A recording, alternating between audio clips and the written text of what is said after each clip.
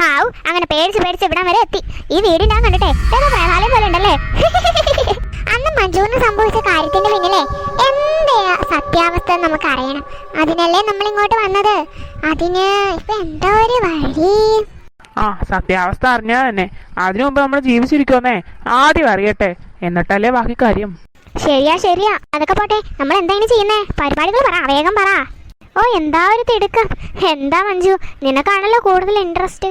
എന്ത് പറ്റി? ശരിയാ എന്ത് പേടിയായിരുന്നു ഇവക്ക്, ഇപ്പൊ കണ്ടില്ലേ? അല്ല, നമുക്ക് ഈ സ്റ്റെപ്പ് കയറി മണ്ടക്കോട്ട് പോകണ്ടേ?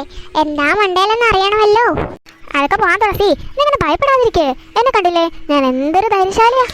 അതിപ്പോഴല്ലേ, കുറച്ച് മണിക്കൂറുകൾ മുമ്പുള്ള കാര്യമേ നീ ഒന്ന് എടുത്ത് നോക്ക് കേട്ടാ.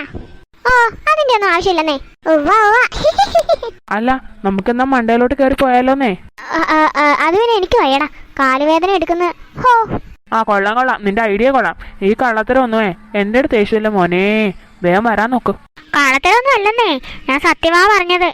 ആയിക്കോട്ടെ, നിങ്ങളിങ്ങനെ മുഖത്തോട്ട് പോകാൻ നോക്കി നിൽക്കാതെ കാര്യം പറയും.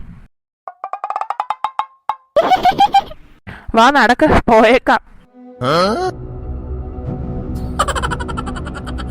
നിങ്ങളെ രണ്ടുപേരും എന്താ അന്തം വിട്ട് കുന്തം വിഴിഞ്ഞ പോലെ നോക്കി നിക്കണേ? കാര്യം പറയേ. എന്റെ മണ്ടി നിന്റെ സൈഡിലോട്ട് നോക്ക് പൊട്ടി. സൈഡിൽ എന്താന്നേ? അയ്യോ ഇതെന്താ? നിങ്ങൾ വരച്ചതല്ലേ ഇത്? സത്യം പറ, എന്നെ പറ്റിക്കാൻ നോക്കണ്ട. ഞങ്ങളൊന്നും വരച്ചതല്ലേ മണ്ടി. അല്ല ജിങ്കു എവിടെ?